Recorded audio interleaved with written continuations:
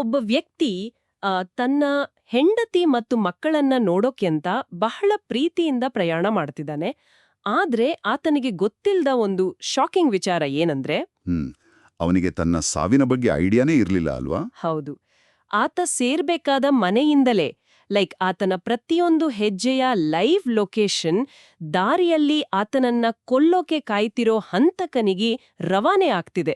ಓಹೋ, ನಿಜಕ್ಕೂ ಬೆಚ್ಚಿ ಬೀಳಿಸುವಂತ ವಿಚಾರ ಇದು. ಮತ್ತು ಆ ಮೆಸೇಜ್ ಕಳಿಸ್ತಿರೋ ವ್ಯಕ್ತಿ ಬೇರಾರೂ ಅಲ್ಲ, ಆತನ ಸ್ವಂತ ಹೆಂಡತಿ. ಇಂದಿನ ಈ ಆಳವಾದ ವಿಶ್ಲೇಷಣೆಗೆ ಸ್ವಾಗತ. ಇಂದು ನಾವು ಮೈಸೂರು ಜಿಲ್ಲೆಯ ಸರಗೂರು ತಾಲೂಕಿನ ಕುರುಣೆಗಾಲ ಗ್ರಾಮದಲ್ಲಿ ನಡೆದ ಜವರಪ್ಪ ಎಂಬ ವ್ಯಕ್ತಿಯ ಕೊಲೆ ಪ್ರಕರಣದ ಬಗ್ಗೆ ಚರ್ಚೆ ಮಾಡಲಿದ್ದೇವೆ. ಖಂಡಿತ. ಮೇಲ್ನೋಟಕ್ಕೆ ಇದೊಂದ ಸಾಮಾನ್ಯ ಹಿಟ್ ಅಂಡ್ ರನ್ ಆಕ್ಸಿಡೆಂಟ್ ತರ ಬಿಂಬಿತವಾಗಿತ್ತು. ಕರೆಕ್ಟ್. ಆದ್ರೆ ಕೇವಲ 24 ಗಂಟೆಗಳಲ್ಲಿ ಪೊಲೀಸರು ಇದರ ಹಿಂದಿದ್ದ ನಿಜವಾದ ಮುಖವಾಡವನ್ನ ಕಳಚಿ ಹಾಕಿದ್ದಾರೆ. ಈ ರೋಚಕ ಕಾರ್ಯಾಚರಣೆಯನ್ನ ನಾವು ಇವತ್ತು ಡಿಕೋಡ್ ಮಾಡ್ತಿದೀವಿ. ಈ ಪ್ರಕರಣದ ಡೀಟೇಲ್ಸ್ ನೋಡ್ತಾ ಹೋದಾಗ ಮನುಷ್ಯನ ಮನಸ್ಸು ಎಷ್ಟು ವಿಚಿತ್ರವಾಗಿ ಕೆಲಸ ಮಾಡತ್ತೆ ಮತ್ತು ನಂಬಿಕೆ ಅನ್ನೋದು ಎಷ್ಟು ಸುಲಭವಾಗಿ ಒಡೆದು ಹೋಗತ್ತೆ ಅಂತ ನಮ್ಗೆ ಅರ್ಥವಾಗತ್ತೆ. ಹೌದು, ನೀವ್ ಹೇಳಿದ ಹಾಗೆ ಇದು ಕೇವಲ ಒಂದು ಆಕ್ಸಿಡೆಂಟ್ ಅಲ್ಲ, ಇದೊಂದು ಪಕ್ಕಾ ಪ್ರೀ ಪ್ಲಾನ್ಡ್, ತಣ್ಣನೆ ರಕ್ತದಲ್ಲಿ ಅಂದ್ರೆ ಕೋಲ್ಡ್ ಬ್ಲಡೆಡ್ ಆಗಿ ಮಾಡಿದ ಕೊಲೆ. ನಿಜ.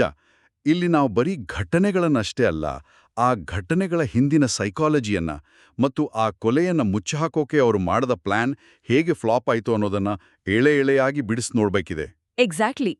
ಈ ಇಡೀ ಕ್ರೈಮ್ ಸ್ಟೋರಿಯನ್ನ ಅರ್ಥ ಮಾಡ್ಕೊಳ್ಳೋಕೆ ನಾವು ಸ್ವಲ್ಪ ಫ್ಲಾಶ್ ಬ್ಯಾಕ್ಗೆ ಹೋಗ್ಬೇಕು. ಅಂದ್ರೆ ಜವರಪ್ಪ ಒಬ್ಬ ಸಾಮಾನ್ಯ ಕೂಲಿ ಕಾರ್ಮಿಕ ಅಲ್ವಾ? ಹೌದು, ಬಹಳ ಸಿಂಪಲ್ ಆಗಿರೋ ವ್ಯಕ್ತಿ. ಆತನಿಗೆ ಕೆಲ್ಸದ ಜಾಗದಲ್ಲಿ ಸಿದ್ದೇಶ್ ಅನ್ನೋ ಮೇಸ್ತ್ರಿಯ ಪರಿಚಯ ಆಗತ್ತೆ. ಇವರಿಬ್ಬರ ಮಧ್ಯೆ ಒಂದು ಒಳ್ಳೆ ಫ್ರೆಂಡ್ಶಿಪ್ ಬೆಳೆಯುತ್ತೆ. ಆ ವಿಶ್ವಾಸದ ಆಧಾರದ ಮೇಲೆಯೇ ಜವರಪ್ಪ ತನ್ನ ಹೊಸ ಸ್ನೇಹಿತ ಸಿದ್ದೇಶ್ನನ್ನ ಮನೆಗೆ ಕರೆತರ್ತಾನೆ. ಅದೇ ನೋಡಿ, ಅಲ್ಲಿಂದನೇ ಎಲ್ಲವೂ ಶುರುವಾಗಿದ್ದು. ನನಗಂತೂ ಇದು ಒಂಥರ ಟ್ರೋಜನ್ ಹಾರ್ಸ್ ಕಥೆ ತರ ಅನ್ಸ್ತಿದೆ. ಅಂದ್ರೆ ಹೊರಗಡೆಯಿಂದ ನೋಡೋಕೆ ಒಂದು ಸುಂದರವಾದ ಉಡುಗೊರೆ ಅಥವಾ ಒಳ್ಳೆ ಫ್ರೆಂಡ್ಶಿಪ್ ತರ ಕಾಣುತ್ತೆ. ಆದ್ರೆ ಆ ಮುಖವಾಡದ ಹಿಂದೆ ಇಡೀ ಸಂಸಾರನೇ ಹಾಳು ಮಾಡೋ ವೈರಿ ಇರ್ತಾನೆ. ಅದೇ ನಮ್ಮ ವೈರಿಯನ್ನ ನಾವೇ ನಮ್ಮ ಕೋಟೆಯೊಳಗೆ, ನಮ್ಮ ಮನೆಯೊಳಗೆ ಕರ್ತಂದ ಹಾಗೆ ಅಲ್ವಾ ಇದು? ಹೋಲಿಕೆ ಇಲ್ಲಿಗೆ ಪರ್ಫೆಕ್ಟ್ ಆಗಿ ಮ್ಯಾಚ್ ಆಗುತ್ತೆ. ಯಾಕಂದ್ರೆ ಮನೆ ಅನ್ನೋದು ನಮ್ಮ ಪಾಲಿಗೆ ಅತ್ಯಂತ ಸೇಫ್ ಆದ ಜಾಗ. ಅಲ್ಲಿಗೆ ನಾವು ಯಾರನ್ನಾದ್ರೂ ಕರ್ತರ್ತೀವಿ ಅಂದ್ರೆ ಅವ್ರ ಮೇಲೆ ನಮ್ಗೆ 100ಕ್ಕೆ 100 ನಂಬಿಕೆ ಇರುತ್ತೆ. ನಿಜ, ಜವರಪ್ಪನಿಗೆ ಆ ನಂಬಿಕೆ ಇತ್ತು. ಆದ್ರೆ ಆತನಿಗೆ ಗೊತ್ತಿಲ್ಲದ ವಿಚಾರ ಏನಂದ್ರೆ, ಆ ಮನೆಯ ಹೊಸ್ಲು ದಾಟಿದ ಸಿದ್ದೇಶ್ಗೆ ಜವರಪ್ಪನ ಪತ್ನಿ ಅಮೃತಾಳ ಪರಿಚಯ ಆಗತ್ತೆ. ಆರಂಭದಲ್ಲಿ ಜಸ್ಟ್ ಫೋನ್ ನಂಬರ್ ಎಕ್ಸ್ಚೇಂಜ್ ಆಗತ್ತೆ. ಆಮೇಲೆ ಅದು ನಿಧಾನವಾಗಿ ಗಂಟೆಗಟ್ಲೆ ಫೋನ್ ಮಾತುಕತೆಗಳಿಗೆ ತಿರುಗುತ್ತೆ. ಹೌದು, ಕೊನೆಗೆ ಅದು ಒಂದು ಅಕ್ರಮ ಸಂಬಂಧವಾಗಿ ಬದಲಾಗತ್ತೆ.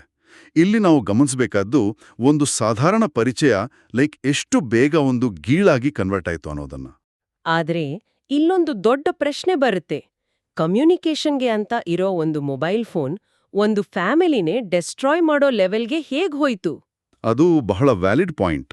ಅಂದ್ರೆ ಜವರಪ್ಪ ಮತ್ತು ಅಮೃತ ಮಧ್ಯೆ ಈ ಫೋನ್ ವಿಚಾರಕ್ಕೇನೆ ಪದೇ ಪದೇ ಜಗಳಗಳು ಆಗ್ತಿತ್ತು ಅಂತ ಮೂಲಗಳಿಂದ ನಮ್ಗೆ ತಿಳಿದು ಬರುತ್ತೆ. ಅಮೃತ ಯಾವಾಗ್ಲೂ ಫೋನ್ನಲ್ಲೇ ಬ್ಯುಸಿ ಇರ್ತಿದ್ಲು. ಆದ್ರೂ ಕೇವಲ ಒಂದು ಅಕ್ರಮ ಸಂಬಂಧ ನನ್ನ ಗಂಡನನ್ನೇ ಕೊಲೆ ಮಾಡ್ಬೇಕು ಅನ್ನೋ ಮಟ್ಟಿಗೆ ಒಬ್ಬ ವ್ಯಕ್ತಿಯನ್ನ ಹೇಗೆ ಮೆಂಟಲಿ ಚೇಂಜ್ ಮಾಡೋಕ್ ಸಾಧ್ಯ? ಫೋನ್ ಅನ್ನೋದು ಇಲ್ಲಿ ಜಸ್ಟ್ ಒಂದು ಡಿವೈಸ್ ಅಲ್ಲ, ಅದೊಂದು ಸೀಕ್ರೆಟ್ ಪ್ರಪಂಚದ ಬಾಗಿಲು ಅಂತಾನೆ ಹೇಳಬಹುದು. ಓಹೋ, ಸೀಕ್ರೆಟ್ ಪ್ರಪಂಚನಾ? ಹೌದು. ನೀವು ಸೈಕಾಲಜಿಕಲ್ ಆಂಗಲಿಂದ ನೋಡಿದ್ರೆ ಅಕ್ರಮ ಸಂಬಂಧದಲ್ಲಿರೋವರಿಗೆ ಆ ರಿಲೇಶನ್ಶಿಪ್ ಒಂದು ಅಡಿಕ್ಷನ್ ತರಹ ಆಗ್ಬಿಡುತ್ತೆ. ಅವರಿಗೆ ಆ ಪ್ರಪಂಚದ ಹೊರತಾಗಿ ಬೇರೆ ರಿಯಾಲಿಟಿ ಕಾಣೋದೇ ಇಲ್ಲ. ಅಂದ್ರೆ ಅವರಿಗೆ ಬೇರೆ ಯಾರೂ ಮುಖ್ಯ ಅಂತ ಅನ್ಸೋದೇ ಇಲ್ವಾ? ಎಕ್ಸಾಕ್ಟ್ಲಿ. ಅಮೃತ ಮತ್ತು ಸಿದ್ದೇಶ್ಗೆ ಜವರಪ್ಪ ಆಕೆಯ ಗಂಡ ಅಥವಾ ಒಬ್ಬ ಮನುಷ್ಯನಾಗಿ ಕಾಣಿಸ್ತಿರ್ಲಿಲ್ಲ. ಬದಲಾಗಿ ತಮ್ಮಿಬ್ಬರ ಸಂಬಂಧಕ್ಕೆ ಅಡ್ಡಿಯಾಗ್ತಿರೋ ಒಂದು ಆಬ್ಜೆಕ್ಟ್ ತರಹ ಮಾತ್ರ ಕಾಣಿಸ್ತಿದ್ದ. ವಾವ್, ಇದು ನಿಜಕ್ಕೂ ಶಾಕಿಂಗ್.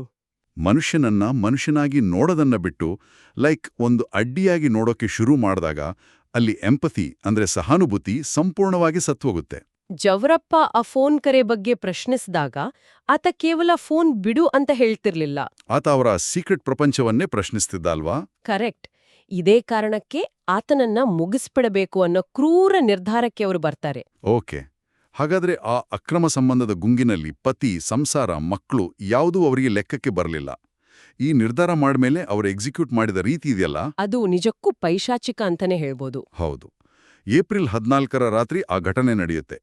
ಅಮೃತ ಮಕ್ಕಳ ಜೊತೆ ತನ್ನ ತವರಿಗೆ ಹೋಗಿರ್ತಾಳೆ. ಜವರಪ್ಪ ತನ್ನ ಹೆಂಡತಿ ಮಕ್ಕಳನ್ನ ನೋಡೋಕಂತ ಹೊರಡ್ತಾನೆ. ಆಮೇಲೆ ಈ ವಿಷಯ ಗೊತ್ತಾದ ತಕ್ಷಣ ಅಮೃತ ತನ್ನ ಪ್ರಿಯಕರ ಸಿದ್ದೇಶ್ಗೆ ಜವರಪ್ಪನ ಲೈವ್ ಮೂಮೆಂಟ್ಸ್ ಬಗ್ಗೆ, ಆತ ಎಲ್ಲಿಗೆ ಬಂದ, ಯಾವ ಬಸ್ ಹತ್ತಿದ ಅನ್ನೋ ಪ್ರತಿಯೊಂದು ಅಪ್ಡೇಟ್ಸ್ ಕೊಡ್ತಾಳೆ. ಅದೇ ಇಲ್ಲಿರೋ ಅತ್ಯಂತ ಡಾರ್ಕ್ ರಿಯಾಲಿಟಿ. ತನ್ನ ಗಂಡ ತನ್ನನ್ನ ನೋಡೋಕೆ ಪ್ರೀತಿಯಿಂದ ಬರ್ತಿದ್ದಾನೆ, ಆದ್ರೆ ಆಕೆ ಆತನ ಬರುವಿಕೆಯನ್ನೇ ಆತನ ಸಾವಿಗೆ ದಾರಿ ಮಾಡಿಕೊಡ್ತಿದ್ದಾಳೆ. ನಿಜ, ಇದು ಕೇಳೋಕೇನೆ ಕಷ್ಟ ಆಗ್ತಿದೆ. ಈ ಲೈವ್ ಅಪ್ಡೇಟ್ಸ್ ಏನಿದೆ, ಇದು ಸಿದ್ದೇಶ್ಗೆ ತನ್ನ ಪ್ಲಾನ್ ಅನ್ನ ಎಕ್ಸಿಕ್ಯೂಟ್ ಮಾಡೋಕೆ ಕರೆಕ್ಟ್ ಟೈಮಿಂಗ್ ಸೆಟ್ ಮಾಡ್ಕೊಡ್ತು. ಆದ್ರೆ ಒಂದ್ ನಿಮಿಷ, ನನ್ಗಿಲ್ಲೊಂದು ದೊಡ್ಡ ಲಾಜಿಕಲ್ ಡೌಟ್ ಇದೆ. ಜವರಪ್ಪನಿಗೆ ಆಗ್ಲೇ ತನ್ನ ಹೆಂಡತಿಯ ಫೋನ್ ಕಾಲ್ಸ್ ಬಗ್ಗೆ ಅನುಮಾನ ಇತ್ತು. ಪದೇ ಪದೇ ಜಗಳ ಕೂಡ ಆಗ್ತಿತ್ತು ಅಲ್ವಾ? ಹೌದು, ಜಗಳ ಆಗ್ತಿತ್ತು. ಹಾಗಿರುವಾಗ ಆತ ದಾರಿಯಲ್ಲಿ ಹೋಗ್ಬೇಕಾದ್ರೆ ಸಿದ್ದೇಶ್ ಸಿಕ್ಕಾಗ ಆತನ ಸ್ನೇಹದ ನಾಟಕವನ್ನ ಯಾಕೆ ಅಷ್ಟು ಈಸಿಯಾಗಿ ನಂಬುದ? ಆತನ ಕಾರಲ್ಲಿ ಕೂತು ಬಾರ್ಗೆ ಹೋಗಿ ಕಂಠಪೂರ್ತಿ ಕುಡಿಯೋ ಲೆವೆಲ್ಗೆ, ಅಂದ್ರೆ ತನ್ನ ಕಂಟ್ರೋಲನ್ನೇ ಕಳ್ಕೊಳ್ಳೋ ಲೆವೆಲ್ಗೆ ಅಲ್ವಾ? ಹೌದು, ತನ್ನ ಕಂಟ್ರೋಲ್ ಕಳ್ಕೊಳ್ಳೋ ಲೆವೆಲ್ಗೆ ಆತನ ಮೇಲೆ ಯಾಕೆ ಅಷ್ಟು ವಿಶ್ವಾಸ ಇಟ್ಟ? ಅನುಮಾನ ಇರೋ ಮನುಷ್ಯ ಸ್ವಲ್ಪ ಅಲರ್ಟ್ ಆಗಿರ್ಬೇಕಲ್ವಾ? ನೀವು ಕೇಳ್ತಿರೋದು ಬಹಳ ವ್ಯಾಲಿಡ್ ಪಾಯಿಂಟ್. ಇದನ್ನ ಸೈಕಾಲಜಿಯಲ್ಲಿ ಬಿಟ್ರೇಯಲ್ ಬ್ಲೈಂಡ್ನೆಸ್ ಅಂತ ಕರೀತಾರೆ. ಬಿಟ್ರೇಯಲ್ ಬ್ಲೈಂಡ್ನೆಸ್ ಅಂದ್ರೆ ಏನು? ಅಂದ್ರೆ ಜವರಪ್ಪನಿಗೆ ಹೆಂಡ್ತಿ ಮೇಲೆ ಅನುಮಾನ ಇತ್ತೇ ಹೊರತು ಆ ಅನುಮಾನದ ಕೇಂದ್ರದಲ್ಲಿ ತನ್ನ ಫ್ರೆಂಡ್ ಸಿದ್ದೇಶ್ ಇದ್ದಾನೆ ಅಂತ ಆತನಿಗೆ ಕ್ಲಿಯರ್ ಆಗಿ ಗೊತ್ತಿರಲಿಲ್ಲ. ಮತ್ತು ನಮಗೆ ನಮ್ಮ ಹತ್ತಿರದವರ ಮೇಲೆಯೇ ವಿಪರೀತ ಅನುಮಾನ ಬಂದಾಗ ನಮ್ಮ ಮೈಂಡ್ ಆ ರಿಯಾಲಿಟಿಯನ್ನ ಅಕ್ಸೆಪ್ಟ್ ಮಾಡೋಕೆ ರೆಡಿ ಇರಲ್ಲ. ಓ, ಹಾಗಾಗಿ ಅವನು ಸಿದ್ದೇಶ್ನ ನಂಬಿದ ಅಂತೀರಾ? ಹೌದು. ಇನ್ನೊಂದ್ ಕಡೆ ಸಿದ್ದೇಶ್ ಪ್ರಿಡೇಟರ್ ತರ ಬಿಹೇವ್ ಮಾಡಿದಾನೆ. ಪ್ರಿಡೇಟರ್ಗಳು ಯಾವಾಗ್ಲೂ ವಿಕ್ಟಿಮ್ಗೆ ಬಹಳ ಕಂಫರ್ಟಬಲ್ ಫೀಲ್ ಕೊಡ್ತಾರೆ.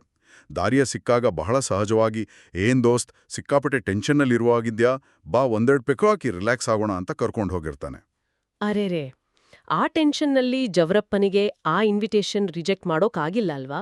ಖಂಡಿತ ಆಗಿಲ್ಲ.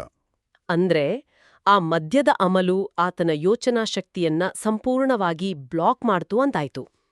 ಬಾರ್ನಲ್ಲಿ ಕಂಠಪೂರ್ತಿ ಕುಡಿಸಿದ್ಮೇಲೆ ಜವರಪ್ಪ ಆಲ್ಮೋಸ್ಟ್ ಅರಪ್ರಜ್ಞಾವಸ್ಥೆಗೆ, ಅಂದ್ರೆ ಅನ್ಕಾನ್ಷಿಯಸ್ ಸ್ಟೇಟ್ಗೆ ಹೋಗಿರ್ತಾನೆ.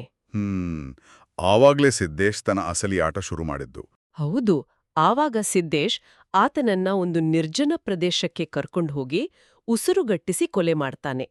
ಆಮೇಲೆ ಯಾರಿಗೂ ಡೌಟ್ ಬರಬಾರ್ದು ಅಂತ ಶವವನ್ನ ತಂದು ರಸ್ತೆಯಲ್ಲೆಸೆಯುತ್ತಾನೆ.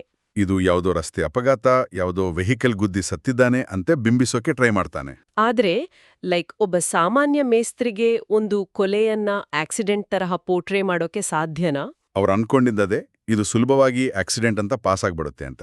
ಆದರೆ ಒಂದು ಕೊಲೆಯನ್ನ ಆಕ್ಸಿಡೆಂಟ್ ಅಂತ ನಂಬಿಸೋದು ಸಿನಿಮಾಗಳಲ್ಲಿ ತೋರಿಸುವಷ್ಟು ಈಸಿ ಅಲ್ಲ. ಖಂಡಿತ ಅಲ್ಲ. ಫಾರೆನ್ಸಿಕ್ ಸೈನ್ಸ್ ಈಗ ಬಹಳ ಮುಂದುವರೆದಿದೆ. ನೀವು ರಸ್ತೆಯಲ್ಲಿ ಬಾಡಿ ಎಸ್ತಿದ ತಕ್ಷಣ ಅದು ಆಕ್ಸಿಡೆಂಟ್ ಆಗಲ್ಲ. ಯಾಕಂದ್ರೆ ಕಾರು ಗುದ್ದಿದಾಗ ಆಗೋ ಇಂಜುರೀಸು ಸ್ವರೂಪನೇ ಬೇರೆ, ಉಸಿರುಗಟ್ಟಿಸಿ ಕೊಂದಾಗ ಬಾಡಿ ಮೇಲೆ ಆಗೋ ಮಾರ್ಕ್ಸ್ನೇ ಬೇರೆ. ಅದನ್ನೇ ನಾನು ಕೇಳ್ಬೇಕಿದ್ದದ್ದು. ಪೊಲೀಸರು ಸ್ಪಾಟ್ಗೆ ಹೋದ ತಕ್ಷಣ ಇದು ಆಕ್ಸಿಡೆಂಟ್ ಅಲ್ಲ, ಮರ್ಡರ್ ಅಂತ ಹೇಗೆ ಡಿಸೈಡ್ ಮಾಡಿದ್ರು? ಬರೀ ಬಾಡಿ ನೋಡಿ ಹೇಳೋಕ್ಕಾಗುತ್ತಾ? ಖಂಡಿತ ಆಗತ್ತೆ. ಫಾರೆನ್ಸಿಕ್ ಪ್ಯಾಥಾಲಜಿ ಪ್ರಕಾರ ಒಂದು ವೆಹಿಕಲ್ ಬಂದು ಜೋರಾಗಿ ಡಿಕ್ಕಿ ಹೊಡೆದಾಗ ಮಲ್ಟಿಪಲ್ ಬೋನ್ ಫ್ರ್ಯಾಕ್ಚರ್ಸ್ ಆಗತ್ತೆ. ರಸ್ತೆಯ ಮೇಲೆ ಟೈರ್ ಸ್ಕಿಡ್ ಆದ ಮಾರ್ಕ್ಸ್ ಇರುತ್ತೆ. ಜೊತೆಗೆ ರಕ್ತದ ಕಲೆಗಳು. ಹೌದು, ಬ್ಲಡ್ ಸ್ಪ್ಲಾಟರ್ ಒಂದು ನಿರ್ದಿಷ್ಟ ಪ್ಯಾಟರ್ನ್ನಲ್ಲಿ ಇರುತ್ತೆ. ಆದ್ರೆ ಜವರಪ್ಪನ ಕೇಸಲ್ಲಿ ಆತನನ್ನ ಉಸಿರುಗಟ್ಟಿಸಿ ಕೊಲ್ಲಲಾಗಿತ್ತು. ಅಂದ್ರೆ ಕತ್ತು ಹಿಸ್ಕಿದಾಗ ಬೇರೆ ತರಹದ ಗಾಯಗಳಾಗುತ್ತೆ ಅಲ್ವಾ? ಕರೆಕ್ಟ್. ಕತ್ತು ಹಿಸುಕಿದಾಗ ಅಥವಾ ಉಸಿರುಗಟ್ಟಿಸಿದಾಗ ಕಣ್ಣಿನ ಬಿಳಿ ಭಾಗದಲ್ಲಿ ಸಣ್ಣ ಸಣ್ಣ ರಕ್ತನಾಳಗಳು ಒಡೆದೋಗ್ತವೆ. ಇದನ್ನ ಪೆಟಿಕೈಲ್ ಹೆಮರೇಜ್ ಅಂತಾರೆ. ಜೊತೆಗೆ ಮರ್ಡರ್ ಮಾಡಿ ಬಾಡಿಯನ್ನ ಬೇರೆ ಕಡೆ ಮೂವ್ ಮಾಡಿದ್ರೆ ರಕ್ತದ ಚಲನೆ ಅಥವಾ ಲಿವರ್ ಮೋರ್ಟಿಸ್ ಕೂಡ ಮ್ಯಾಚ್ ಆಗಲ್ಲ. ಓಹೋ. ಪೊಲೀಸರು ಮತ್ತು ಫೊರೆನ್ಸಿಕ್ ಎಕ್ಸ್ಪರ್ಟ್ಸ್ ಈ ಸಣ್ಣ ಸಣ್ಣ ಡೀಟೇಲ್ಸ್ ಅನ್ನ ಅಬ್ಸರ್ವ್ ಮಾಡಿದ ತಕ್ಷಣ ಇದೊಂದು ಫೇಕ್ ಆಕ್ಸಿಡೆಂಟ್ ಅನ್ನೋದನ್ನ ಕನ್ಫರ್ಮ್ ಮಾಡ್ತಾರೆ. ವಾವ್. ಅಂದ್ರೆ ಫಿಸಿಕಲ್ ಎವಿಡೆನ್ಸ್ ಸುಳ್ಳು ಹೇಳಲ್ಲ. ಫೊರೆನ್ಸಿಕ್ ವಿಜ್ಞಾನದಲ್ಲಿ ಲೊಕಾರ್ಡ್ಸ್ ಎಕ್ಸ್ಚೇಂಜ್ ಪ್ರಿನ್ಸಿಪಲ್ ಅಂತೆ ಒಂದಿದೆ ಅಲ್ವಾ? ಹೌದು, ಲೊಕಾರ್ಡ್ಸ್ ಪ್ರಿನ್ಸಿಪಲ್. ಅಂದ್ರೆ ಅಪರಾಧಿ ಎಷ್ಟೇ ಹುಷಾರಾಗಿದ್ರೂ ಕ್ರೈಮ್ ಸೀನ್ಗೆ ಬಂದಾಗ ತನ್ನದೇನನ್ನಾದ್ರೂ ಅಲ್ಲಿ ಬಿಟ್ಟು ಹೋಗ್ತಾನೆ, ಇಲ್ಲ ಅಲ್ಲಿಂದ ಏನನ್ನಾದ್ರೂ ತನ್ನ ಜೊತೆ ತೆಗೊಂಡು ಹೋಗ್ತಾನೆ. ಇಲ್ಲಿ ಆ ಫೇಕ್ ಆಕ್ಸಿಡೆಂಟ್ ಸೆಟಪ್ ಮತ್ತು ಆ ಗಾಯಗಳೇ ಸಿದ್ದೇಶ್ ಬಿಟ್ಟು ಹೋದ ದೊಡ್ಡ ಕ್ಲೂ. ಎಕ್ಸಾಕ್ಟ್ಲಿ. ಇದು ಗೊತ್ತಾದ ತಕ್ಷಣ ಮೈಸೂರು ಜಿಲ್ಲಾ ಎಸ್ಪಿ ಮಲ್ಲಿಕಾರ್ಜುನ ಬಾಲದಂಡಿ ಅವರು ಇಮ್ಮಿಡಿಯೇಟ್ ಆಗಿ 2 ಸ್ಪೆಷಲ್ ಟೀಮ್ಸ್ಗಳನ್ನು ರಚನೆ ಮಾಡ್ತಾರೆ. ಇನ್ನೊಂದ್ ಕಡೆ ಜವರಪ್ಪನ ಸಹೋದರ ರವಿ ಕೂಡ ಇದು ಆಕ್ಸಿಡೆಂಟ್ ಅಲ್ಲ ಕೊಲೆ ಅಂತ ಕಂಪ್ಲೇಂಟ್ ಕೊಡ್ತಾನೆ. ಕರೆಕ್ಟ್. ಪೊಲೀಸರಿಗೆ ಇದು ಮರ್ಡರ್ ಅಂತ ಕನ್ಫರ್ಮ್ ಆದ ತಕ್ಷಣ ಅವರ ಮುಂದಿನ ಟಾರ್ಗೆಟ್ ಆಗಿದ್ದು ಯಾರು ಮತ್ತು ಯಾಕೆ ಅನ್ನೋದು. ಹೌದು, ಅಲ್ಲಿಂದ ಶುರುವಾಗಿದ್ದೇ ಖಾಕಿ ಪಡೆಯ ಅಸಲಿ ಮಿಂಚಿನ ಕಾರ್ಯಾಚರಣೆ. ಕೇವಲ 24 ಗಂಟೆಗಳಲ್ಲಿ ಅವರು ಸಿದ್ದೇಶ್ನನ್ನ ಅರೆಸ್ಟ್ ಮಾಡ್ತಾರೆ ಅಂದ್ರೆ ನೀವು ಯೋಚನೆ ಮಾಡಿ. ಇದು ನಂಗೆ ಬಹಳ ಇಂಟ್ರೆಸ್ಟಿಂಗ್ ಅನ್ಸೋದು. ಬರೀ ಫಿಸಿಕಲ್ ಎವಿಡೆನ್ಸ್ ಇಟ್ಕೊಂಡು ಅಷ್ಟು ಬೇಗ ಒಬ್ನ ಟ್ರ್ಯಾಕ್ ಮಾಡೋದು ಕಷ್ಟ ಅಲ್ವಾ? ಹೌದು, ತುಂಬಾ ಕಷ್ಟ. ಇಲ್ಲಿ technology, specially digital foot prints ದೊಡ್ಡ ರೋಲ್ ಪ್ಲೇ ಮಾಡಿದೆ.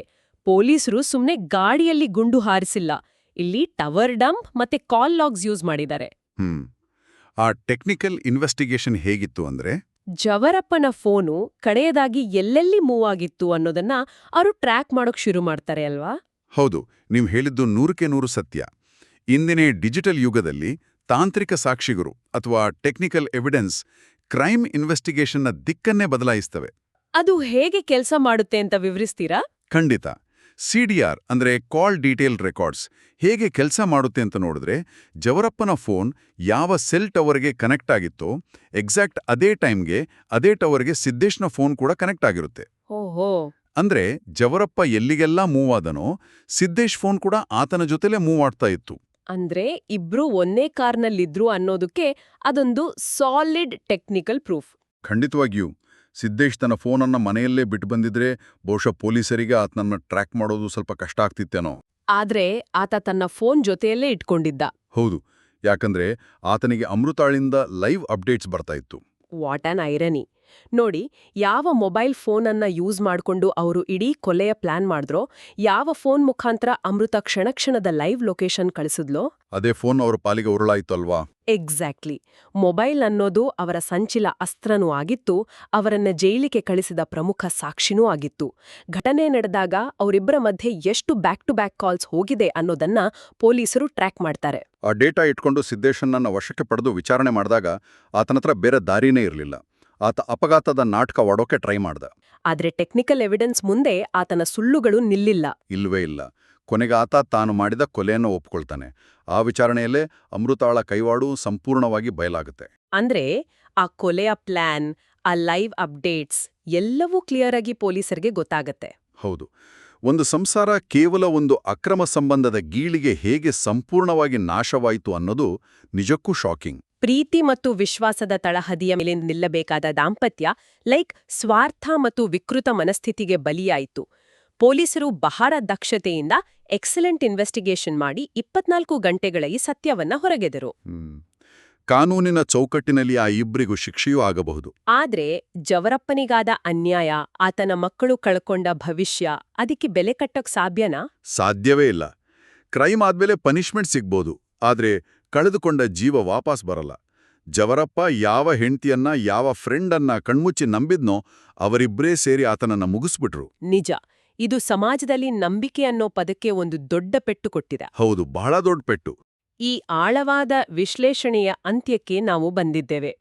ನಾವು ಹೊರಗಿನ ಪ್ರಪಂಚದ ಶತ್ರುಗಳಿಂದ ನಮ್ಮನ್ನ ರಕ್ಷಿಸ್ಕೊಳ್ಳೋಕೆ ಮನೆ ಅನ್ನೋ ಭದ್ರಕೋಟೆಯನ್ನ ಕಟ್ಕೊಳ್ತೀವಿ, ಅಲಾರ್ಮ್ಸ್ ಹಾಕ್ತೀವಿ, CCTV ಕ್ಯಾಮ್ರಾಗಳನ್ನ ಹಾಕ್ತೀವಿ.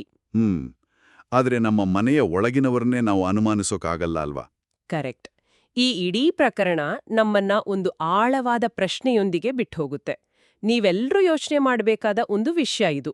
ಇಂದಿನ ಡಿಜಿಟಲ್ ಯುಗದಲ್ಲಿ ಒಂದು ಸಣ್ಣ ಸ್ಕ್ರೀನ್ ಮೂಲಕ ನಾವು ಪ್ರಪಂಚದಾದ್ಯಂತ ಇರೋ ಸಾವಿರಾರು ಜನರ ಜೊತೆ ಕನೆಕ್ಟೆಡ್ ಆಗಿದ್ದೀವಿ ಅಂತ ಅಂದ್ಕೊಳ್ತೀವಿ. ಖಂಡಿತ, ನಾವೆಲ್ಲರೂ ಹಾಗೆ ಅಂದ್ಕೊಳ್ಳೋದು.